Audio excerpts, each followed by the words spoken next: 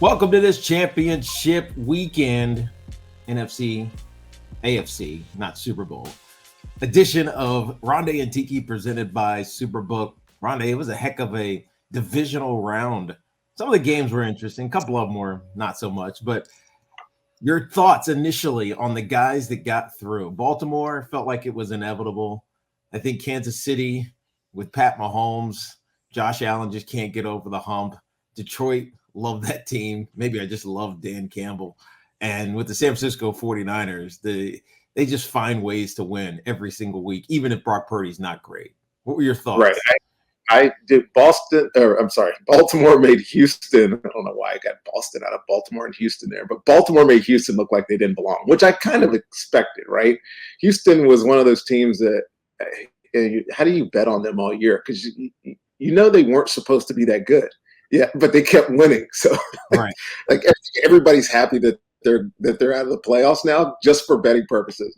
But Baltimore was the better team, I think. And to be honest with you, it's going to be hard for me to bet against Baltimore in the AFC Championship game against the Kansas City Chiefs, especially because they're at home. But we'll talk about that in a little bit. But Houston, look, they got the Rookie of the Year, probably got the Coach of the Year. They put up a good fight, but they hit the steamroller. Playing the Ravens at home after a week off. The San Fran game was probably the most entertaining game of the weekend, and likely because Jordan Love, he proved himself to be what's next. You know, I can't wait to see what he's going to be in a year from now, especially the way that he played the last month and a half of the season. I mean, you look at the number of, I think I saw a stat, 2 touchdown games with no interceptions in their first year starters for Green Bay. He had 9 of them this year, and Brett Favre and Aaron Rodgers had 7 combined. So I think that says a lot about where that kid's going to be. I am concerned about San Fran, dude, without Deebo Samuel. And we talked about this, whatever week he was hurt earlier in the year, the offense just doesn't function as well without him. And I think that's because there's so much that Kyle Shanahan can do from a play calling perspective with him in there. And when he's out, you know, you kind of relying on Brock Purdy to be a drop back passer, which is not what they do, which is also something that we'll talk about in a little bit. The biggest thing with Deebo out, Rondé, is that it's basically 2 running backs and 2 like gadget wide receivers that can do different things. And when you only have one, it was like when you got hurt our senior year at Cave Spring High School, you broke your collarbone. There you go. You had no idea where the hell the ball was going, and you were screwed if you guessed wrong. And then you broke your collarbone, and we didn't. What do we win? One more game after that? Because all of a sudden, instead of 2 backs, you had 1, and that's essentially what it comes down to. Yeah, I think we won 2. Right, but whatever. We started out, we could have won the state championship, and then we sucked for the rest of the season because you weren't available. And that's kind of what it feels like with the 49ers offensively. When they lose one of those playmakers, it's just not the same. Puts too much pressure on Will Goodman, who was our quarterback at home. The reality is, Tiki, and it's not lost on anybody that studies football or watches football, that offense is more productive when Christian McCaffrey's lined up somewhere other than running back, when Deebo Samuel's lined up somewhere other than receiver, where George Kittle's lined up somewhere other than tight end. They're so variable that it's literally impossible. I mean, just impossible for a defense to prepare for all that stuff, man. And so when he's out, it just changes the narrative of what's going on. It makes it easier on the defense. To get that last game, I guess the last 2 games, but the Detroit I thought was clearly the better team against Tampa. Tampa put up an effort. I thought they played well. It was a good run. Baker Mayfield, I think, had a good day. Last pass, notwithstanding. But the defense wasn't nearly as dynamic as it was against Philly, where Todd Bowles came up with all those exotics and really confused Philadelphia. He did none of that last week, and Jared Goff is just too good. He's got too many weapons. They got an efficient running game, and he's calm as hell and under pressure right now. He looks the part. So there's some good matchups going into this weekend. Yeah, the other thing that I would say, about that game is Tampa felt like they grossly overachieved. Maybe not grossly, but given their preseason expectation, it was a gross overachievement. They were 3-4 wins in most people's minds after losing Tom Brady and cap hell right? Jason Light has done an unbelievable job, even though it took some time for this team to get viable, without the right kind of quarterback. And Baker was the right kind of quarterback. What do you think happens going forward with them?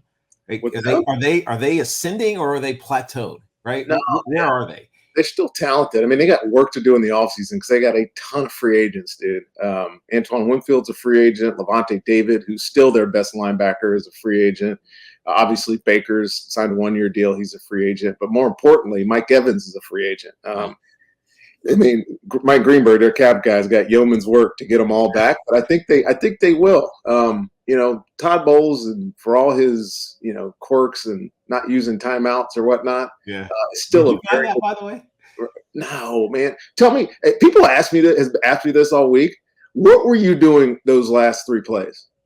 I know what I wasn't doing was watching that football game anymore. Right. Game was over. Right. Game was over. And by the way, if you want to blame anybody, blame Jared Goff for snapping the ball with 20 seconds left on the play. Twice. Yes. Like, what are you doing? Right.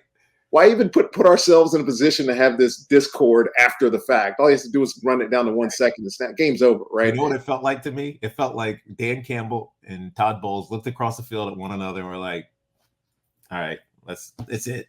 It's over. Let's do the long handshake. Right. Because people wanted to make a conspiracy out of it. Oh, this is a fireable offense at Todd Bowles. I'm like, no, it's not. It's like a brother-in-law. The game was over. It could have gone down to the last 3 seconds. Right. I love Todd's answer to it. He goes, the game was over.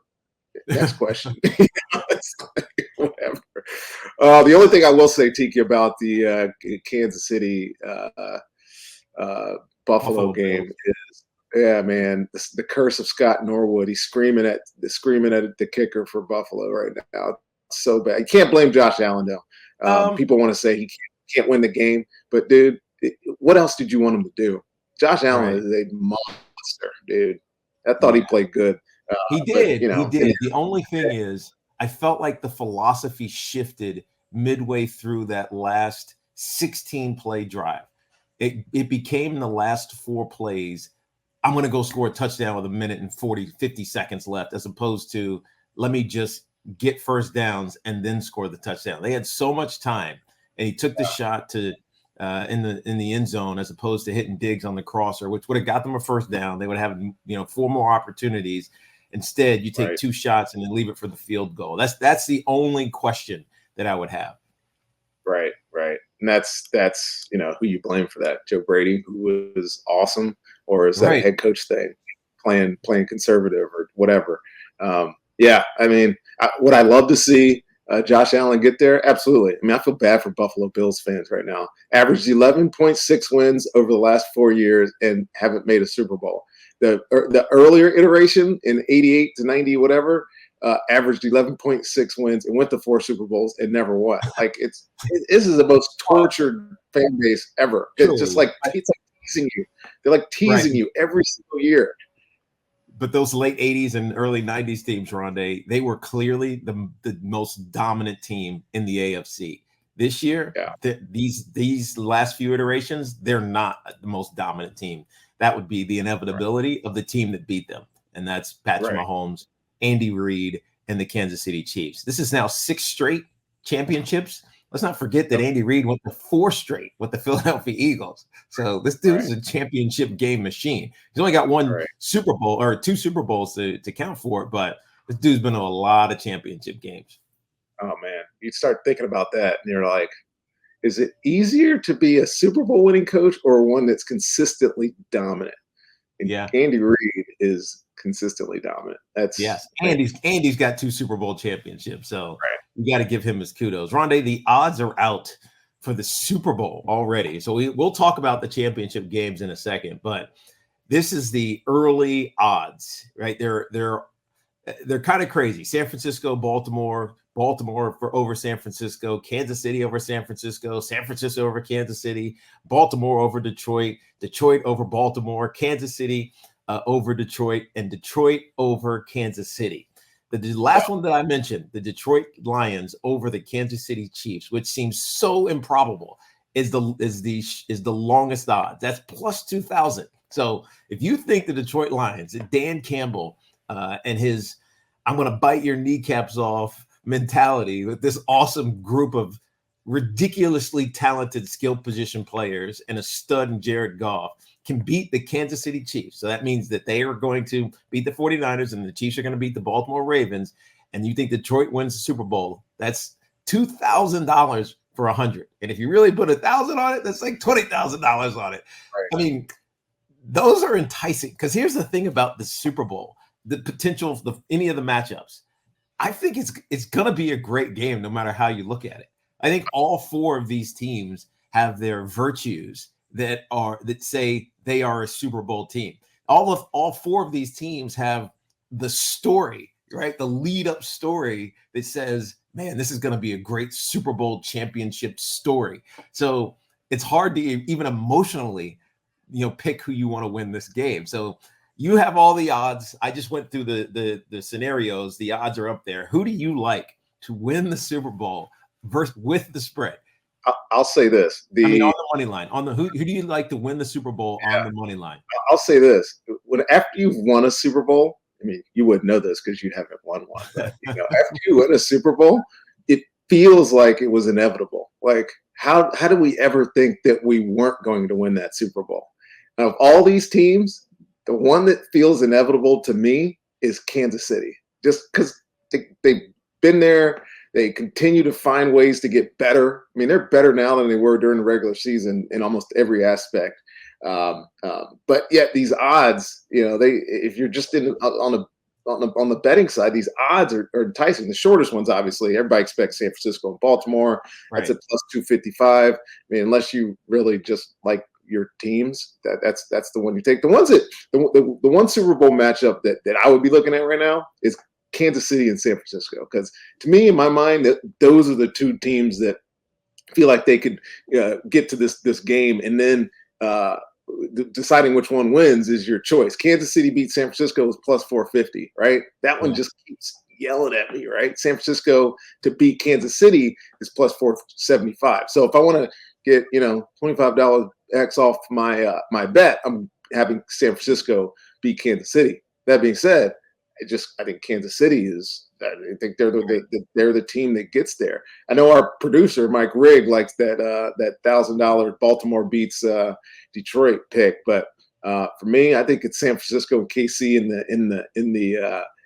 the Super Bowl, and I'm taking the shorter of those two odds. Yeah, 450 on Kansas City beating San Francisco. That's what it just feels like to me right now. Right. So I just went through why every one of these teams has this story, and any one of these teams that wins, you're going to feel good about it. It's like you're not going to say, oh, this guy, they stole the Super Bowl. Right. They got lucky. They had the right matchup because XYZ players were hurt and yada, yada, yada.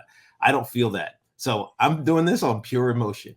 And to me, I'm going Detroit beating Baltimore. I think Baltimore finally, gets the Kansas City Chiefs. 1,600 plus right. 1,600. So plus 1,600. My boy, Dan Campbell, my former teammate, who's taken the Detroit Lions and won more playoff games than they've won in the last, 60 years, getting to the championship game. Give me the Detroit Lions beating the Baltimore Ravens at plus 1,600. That's good value. I'm with Rigg. Rigg went for the value. Yes. And by the way, any of these could go, right? Because I know. I mean, we're going to break down these games in the next segment, Rondé, but honestly, how the hell can you have any idea? You're betting emotion. I'm betting factually here. All right, we'll come back in a second. We'll break down all of these games. But first, it's time, or we're deep into the postseason in the NFL, and the race to the big game in Vegas is on. There's no better place to wager on all of it than SuperBook Sports. When you sign up, deposit, and wager in the same day, SuperBook will give you a bonus of $250. Plus, SuperBook Sports gives you the chance to compete against Vegas. They don't have ridiculous computer formulas, making their odds just the team of the world's best odds makers on site out in Las Vegas. When the sports world is busy, it's time to get busy winning some money. So download the SuperBook Sports app or visit superbook.com to wager and win today. Visit superbook.com for terms and conditions. Gambling problem? Call 1-800-GAMBLER. Welcome back to segment 2 of Ronde and Tiki, presented by SuperBook Sports. And by the way, we're just talking odds. Detroit over Kansas City. That would mean that the 8-milers are stomping the Swifties, and I think that's probably appropriate because I think that's what will really happen. But speaking of odds, Tiki, we did not mention the Super Bowl MVP odds are also out. Shortest odds, Lamar plus 190. Mahomes, Tiki. And this is part of the reason we might parlay this. Odds on the City beating San Fran. The odds Super Bowl MVP for the last Super Bowl MVP is plus 425, dude. How do you not love that? I mean, that's like that's almost a no-brainer, right? It's almost easy, especially if you parlay it together. But the other one that's interesting is Christian McCaffrey is plus 650. Yeah. Now, I say that one's interesting because Brock Purdy is plus 210. But think about this, Rondé. If the 49ers get to the Super Bowl and they win, it's not going to be because of Brock Purdy. It's going to be because of Christian McCaffrey, who is a consistent baller. And more importantly, he's a baller in the moments that matter, right? He shows up whenever you need him, just like we saw last weekend. He like there's no answer for him. If you mess up or you get stuck flat-footed, he's hitting his head on the goalpost. Right. But the Super Bowl odds, just looking at the totality of them, I picked my emotional pick in the last segment, the Detroit Lions going to beat the Baltimore Ravens, and Jared Goff. If they win, if Detroit wins, Jared Goff is going to be the MVP. He's plus 800. Dude, that's a parlay for you. Right? Detroit Lions to beat the Baltimore Ravens at plus 1,600, plus Jared Goff winning the MVP at plus 800. I don't even know what that would line up to be. I don't know. It'd be ridiculous. You can add them together, but I mean, it obviously compounds when you have, when you have two of them put together. So that's going to be my Super Bowl bet. Right. Okay, Jared Goff, by the way, the 5th shortest odds to win that. All right, Tika, let's get to these games. Game 1, it's the 3:00 window, CBS. We get to hear Romo and Nance talk about the Chiefs once again. Like that's the only game they've done all year is a Chiefs game. This is a home game. Yeah, it's basically their home game. This is a good matchup, dude. Partly because I forgot. I don't know why I didn't remember this, but Harbaugh was a Reed's special teams coordinator for a decade in Philly. I forgot that. I just blew my like. Has Harbaugh always been a head coach? It just seems like he has been, but of course, a lot of people probably don't remember. The young people certainly don't. That John Harbaugh was a special teams coordinator for a long year, and then he went to be a defensive coach, and then he got a head coaching job after he made a position change. But this is a good one, Tiki. The SuperBook Sports odds: Kansas City plus 175 on the money line. Baltimore's a 4-point favorite, and that over/under is 44.5. And Baltimore, this keeps getting it kept getting better daily for Baltimore. The odds kept skewing in their favor. And in this game, look, this is obviously a game you're going to talk about Lamar Jackson. You're going to talk about Patrick Mahomes. But these are two of the best defenses in the NFL in terms of points, in terms of sacks, in terms of production. I think this game hinges on that. Let's get your take on Baltimore or Kansas City at Baltimore. And I think the weather, we like to think about this every now and then. I think it's going to be 45 and like kind of not terrible. It's going to be nice. Right. Weather is not going to be the issue. And it's you're right, Ronnie. We're going to talk about, well, what's Andy Reid going to have Pat Mahomes do, and Isaiah Pacheco and Travis Kelce and yada, yada, yada. And the same thing on the other side with Lamar Jackson. But you're right. Mike McDonald, who has been a marvel for this Baltimore Ravens, taking over for Wink Martindale in the system. And we all remember what that was. It was, all right, we're bringing the house, right? You were coming every time. And Mike McDonald has been able to diversify what they do, and he gets the most out of his secondary. Kyle Hamilton and Geno Stone, those two safeties are dynamic, right? They're down in the box. They're impactful players in the second level. And it's almost like I almost trust the Baltimore Ravens defense more than the Baltimore Ravens offense because of how good they are, right? Justin Madubuike, who we talked about last week, he's unique in how he gets pressure. Obviously, he's a 3-tech, and so he's often one-on-one, but they do a lot of ET games, right? So the end goes first and the tackle comes back around. And so that makes the quarterback feel like he has a clear edge. Then all of a sudden you have this massive man running at you who can chase you down and forces you into tough situations. And that's how they're going to, contain, I put that in quotes, Pat Mahomes. So to me, I love Steve Spagnuolo on the other side. He's a staple. He's one of the best defensive coordinators in football. But I think what Mike Macdonald is doing is so unique, and he has so much talent on the defensive side of the ball, and we don't talk about it enough because we're overstimulated by the excellence of Lamar Jackson. We should be. I mean, they don't have a 1,000-yard receiver. They don't have a 1,000-yard rusher. It is Lamar. I mean, he is the guy that powers that football team. Certainly their offense, but the entire football team. What impresses me, Tiki, about the Ravens, 3 guys with 9+ sacks, including Metabuike, who had 13 on the year, and then he has 7 guys with 3+ sacks. That's a lot of production, dude, from a lot of different areas. So when you talk Mike Macdonald, it feels like, he doesn't blitz as much as Wink, but he's very much more calculated in how he gets pressure on quarterbacks. I mean, he uses, you talk about blitzes, it's 5 or more defenders running at the quarterback.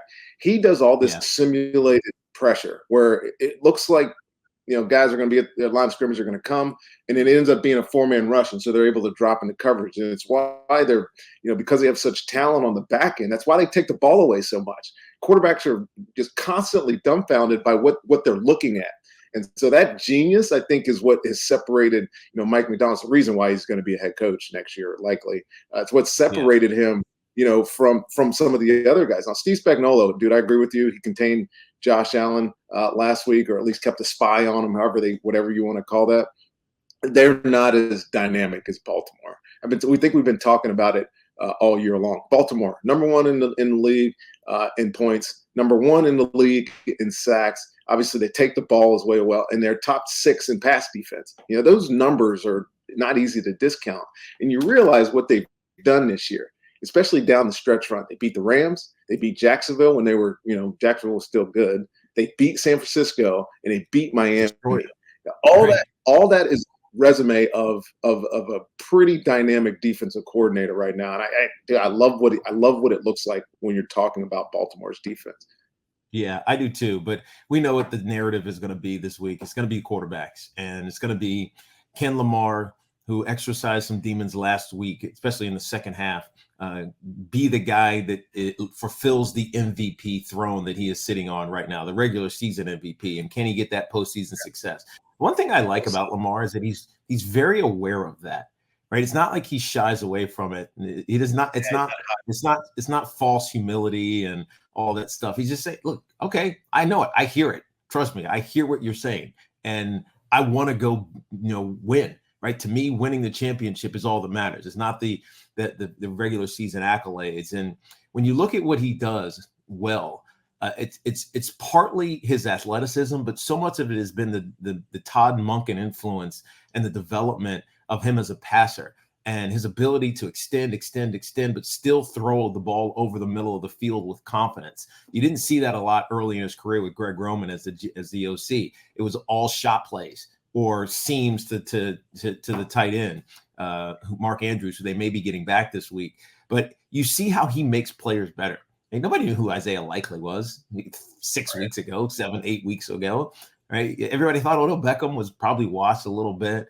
Nelson Aguilar, really? Nelson Aguilar, that guy? And you look at what they're doing. They have talent, and it's lifted because Lamar can lift them. And as a defense, you're stuck. Right, you think you need to bring a spy, to watch him, but then he confuses that guy and then finds guys open behind him. So I think Lamar's evolution as a quarterback, and he's likely to win his second MVP, has been the biggest, benefit for this Ravens offense because, man, they run the ball, but there's nobody exceptional running the ball. In fact, except for him, right? He's leading the team in rushing, and on the other side with Kansas City, we know who Pat Mahomes is. Yeah, well, look, Kansas City's offense has been as dangerous the past 2 weeks as any point in the season. we've been questioning their offense all year long. It's been, how can their defense keep them in the games? And obviously their defense has kept them in the games. But Patrick Mahomes now with Rice starting to emerge, Travis Kelce, he's got his rose-colored Swifty glasses off. He's actually playing football again.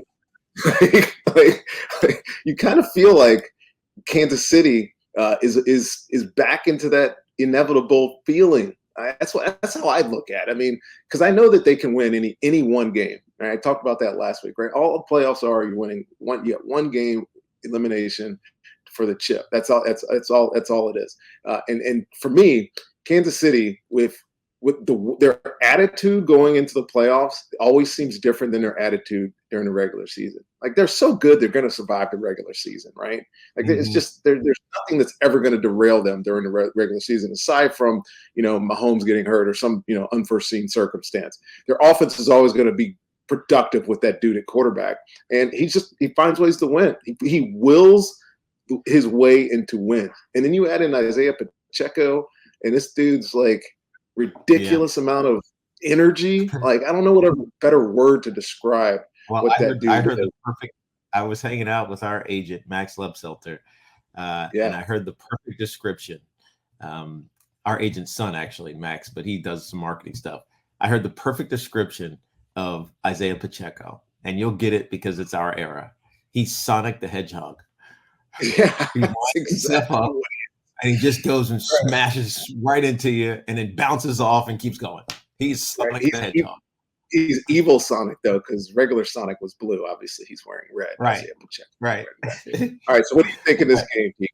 All right. So, I picked it already emotionally in segment one, but I actually believe this. Baltimore is a favorite for a reason against, two-time Super Bowl champion and defending Super Bowl champion and defending Super Bowl MVP in Kansas City. I like Baltimore here, and I know that the number is 4, and I'd probably take Kansas City if I was doing this smartly. But I think that what we've seen from Baltimore, and you mentioned it with the Rams and Jacksonville and just destroying the 49ers and destroying the Miami Dolphins, if Baltimore gets ahead and you mess up and go 1-3 and out, they're pouncing, right? They are a step on your neck and choke you out type of team. So I like Baltimore laying the 4 points at home, especially with great weather conditions and the energy of Baltimore behind them. Right. The only reason I would agree with you is because Kansas City and Patrick Mahomes have never had to play on the road in a championship game. This is his first one. And Baltimore is probably one of the hardest stadiums to play in. That stadium is so damn loud. And I think Patrick Mahomes has even acknowledged it's one of the hardest places to play in when that crowd gets going. But that being said, we are disagreeing off the jump here, Tiki. I am going to take Kansas City at +4. I like them on the money line as well, with +175. But for me, this is a team that just find ways to win. I think we do this over and over and over again. We want to doubt them and we want to pick against them, and then they come back and find ways to win. They shouldn't have won in Buffalo last week, right? And yet they did, and they did it in a way where at one point they could have been out of the game, and then they could have convincingly won the game if they hadn't fumbled through the end zone. And it's just a team that find ways to win. Andy Reid finds ways to win championship games. He's been to a bunch of Super Bowls. I think he gets to another one this Sunday at 3 p.m. So it'll be a good one. We'll come back. We'll talk Detroit and San Francisco. But first, did you know you can refer a friend and earn a $50 bonus this season with SuperBook Sports? SuperBook is the most trusted name in sports wagering, and you don't want to miss their Refer a Friend bonus. All you need to do is click on the Refer a Friend link under your profile in the SuperBook app. Share that promo code with your friends, and you'll get a $50 bonus for everyone who registers. So if 10 of your friends sign up, you get a $500 bonus. So win some money wagering and win some money referring this season with SuperBook Sports. Visit superbook.com for terms and conditions. Gambling problem? Call 1-800-GAMBLER. All right, last segment of championship weekend here on Ronde and Tiki presented by SuperBook. The Detroit Lions at the San Francisco 49ers. That's what Kyle Shanahan has been waiting his whole life for. This opportunity to go try to win a Super Bowl, get to a Super Bowl. And he's doing it with a quarterback that he didn't draft in the first round. They drafted in the end of the draft a couple of years ago in Brock Purdy. They are 7-point favorites here, Rondé. 51 is the over-under. The Detroit Lions, going to their first championship in God knows how long, are plus 270. Yeah, 90, yeah, exactly. Plus 270. This is such an interesting matchup. One, because I feel like if anybody in the NFL can match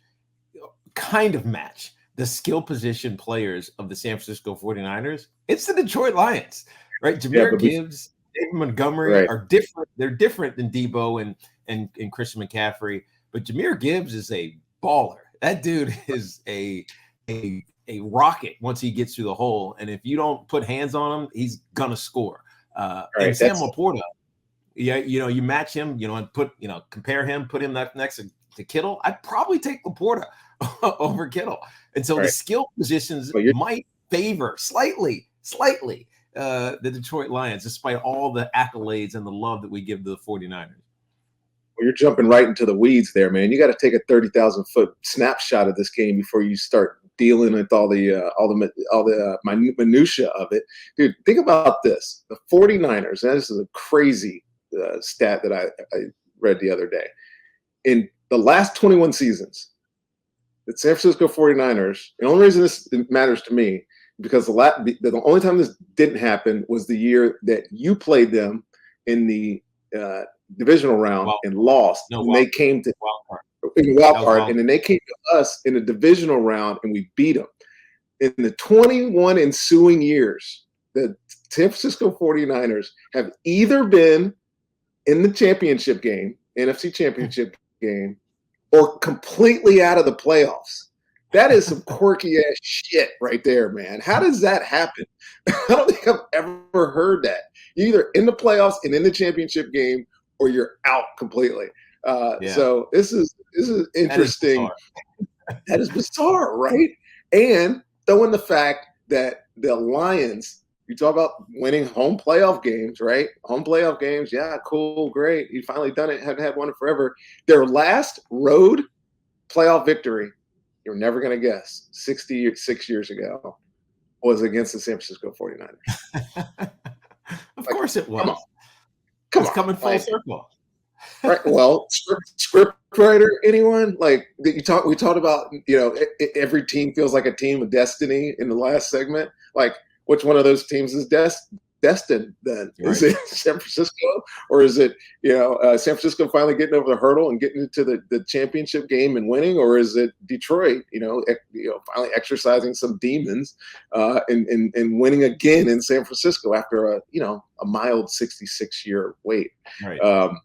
But I think when you look big picture, Jared Goff can't beat the 49ers. He's 0-5 versus San Francisco, man, and he's even worse outdoors. He's clearly a guy that can thrive when the pressure's there, internal pressure. But when pressure hits him, like really get after him on defense, dude, his completion percentage drops like 20 points. I think we talked about this last week. This is one of the reasons why I was somewhat nonplussed by what Tampa did to him. They didn't pressure him. They just let him sit back there and let him use those aforementioned, the ones you mentioned, targets, and he just destroys defenses. So you're either going to play man and make him hold the ball and get pressure, you're going to play zone, he's going to tear you apart. And so the question really in this game is what's Steve Wilkes going to do on defense for the 49ers? If there's a problem that they've had at San Francisco, is that they can't stop the run, so they get behind in games, and then they have to commit more guys to stop in the run game. And then their secondary is not quite as elite as the rest of the defense. I mean, obviously they got great second level players, Greenlaw and I'm blanking on his name, whatever his name is, the middle linebacker, the 54, right? Are fantastic football players.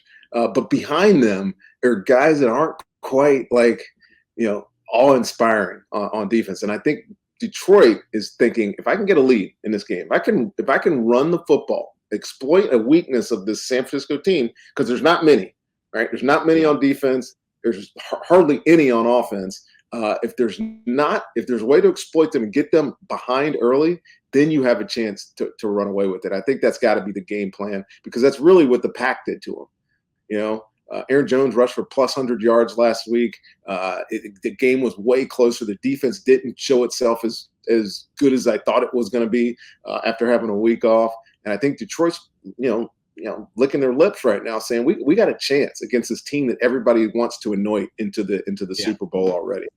Well, I think the key is obviously, especially if Deebo Samuel is banged up, is containing Christian McCaffrey. Now, there are ways to do that, but you got to be smart. And I expect Brian Branch, who's a rookie out of Alabama. I called him many times down in Alabama doing college games. He's a difference maker type of player. And when he was drafted in the second round, that's kind of what Dan Campbell said. Like, you just kind of knew that he was going to be an impactful all over the field player. Now, he's technically the nickel, but he kind of does everything, right? He's like the safety. He's like a linebacker, can play around the line of scrimmage. He can, he can pressure. He can cover running backs or tight ends out of the backfield. And so I expect him to be extraordinarily active, because especially if Deebo's banged up, and we don't know what his status is as we film right now, Rondé, but if Deebo is banged up, there really is one way to make Brock Purdy win it on his arm. And I don't know if he can do that. Detroit's defense doesn't get all the credit that it deserves at times. Aaron Glenn, I think, has done a good job of mixing things up with what they like to do. Like, they don't have I'll put this in quotes, an identity, right? It's not one thing that you're looking at and saying, well, they do this really well, but they do get after the quarterback of Aiden Hutchinson. I'll tell you what they do well, Tiki. They stop the run. They're number 2 in the league against the run. What they don't do well is hold teams to explosive plays. And so you got to ask yourself, is Brock Purdy an explosive passer? Not really, right? He's a timing guy. He loves working through zone coverages. He loves the timing of routes. He understands, the kind of the sequence of, where defenders are supposed to be, and he finds ways to layer balls in between zone coverages. If Detroit gives him a whole bunch of that, then Brock Purdy has a chance to go off. I mean, obviously, Santa weather is not going to be like it was last week, I don't think, so he struggled with the football. But I would be concerned about Detroit's pass defense if they're not able to put Brock Purdy in a situation where he has to drop back. If they have to deal with all that pressing, it's going to be tough. But you saw this just as well as I did. Brock Purdy's second throw of the game should have been an interception, and it might have went to the house the other way, and it was a long way, right? He tried to throw a seam into cover 4, and it's like, are you not looking at that safety, or are you just so used to being – and people playing you in cover 3 because they need to bring a guy down in the box to stop the run, that you just assume that safety's not there, right? And so I think there are ways to confuse him. He's still only a second-year player. Like, we talk about him like he's done a lot of great things in the NFL. But this is right. But he's yes, right. And by the way, if he didn't finish the one game he lost, right? So. Right. So I think, like, he is so talented and the potential is hugely there, but we don't really know who he is yet. And we haven't seen him in a high pressure, got to make a throw type situation. He's been bailed out by his running backs, by Christian McCaffrey and by Deebo. Not that Deebo's a running back, but you know what I mean. And so, and their defense. And so I think, the chance here for Detroit is make Brock Purdy beat you. Don't let Christian McCaffrey run wild on you. And then offensively, you have the skill position guys. Ben Johnson's been unbelievable at creating space for his skill position players, whether it's Amon-Ra St. Brown or Sam Laporta and Jahmyr Gibbs. And then you throw Dave Montgomery in there, who's just a massive tank of a running back. You feel like they have the advantage if they can get momentum. It was interesting, right. When you think about how the Packers went out to try to attack the 49ers. it wasn't with Jordan Love's arm and all his plethora of young wide receivers. It was Aaron Jones. And you said it, you called it. It's like let Aaron Jones eat. And he did. He ran for over 100 yards and, things hadn't gone certain ways, especially with, I don't know, maybe Jordan Love trying to be too much of Aaron Rodgers, throwing those picks. They might have been able to steal one. I think the run game is key, but I think the diversity of what they do offensively is what Ben Johnson's going to get to early. Right. Detroit has that run pass variability, and it allows them to dominate time possession. I mean, you just look at their time possession numbers all year. That's where they've won football games, and by the fact that Jared Goff has been pretty unflappable unless he's pressured. So if you're Steve Wilkes, you better be finding a way to pressure the quarterback, because as dominant as we think this San Francisco 49ers defense can be, at times they've shown that they are not that. And this cannot be one of those games that they're going to get to the Super Bowl. And I agree with you, Tiki. That Montgomery-Gibbs combo, I think, is the key to Detroit finding a way to win this football game. So what do we think?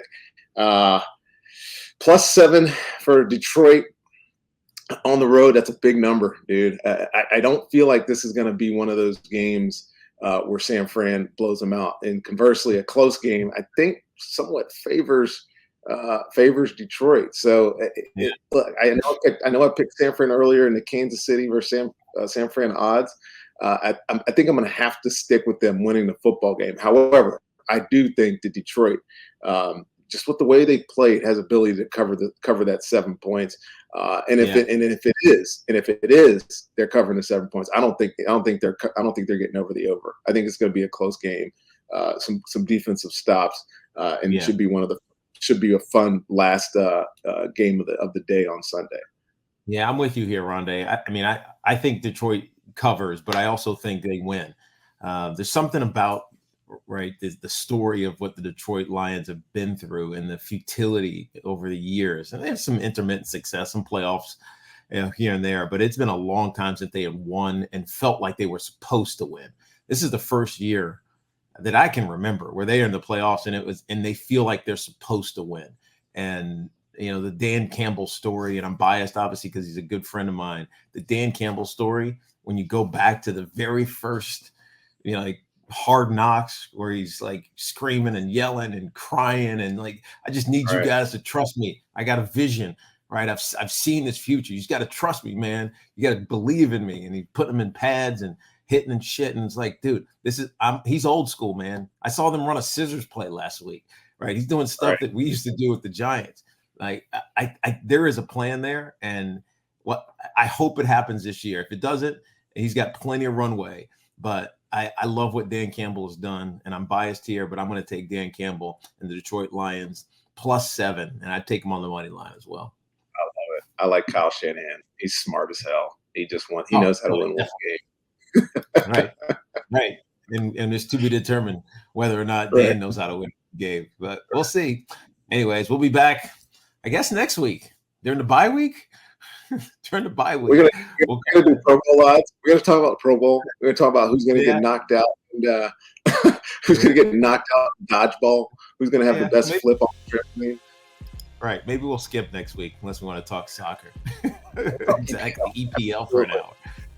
Right. Yeah, exactly. But anyways, thanks for tuning in. Ronde and Tiki, presented by SuperBook. We'll see you soon.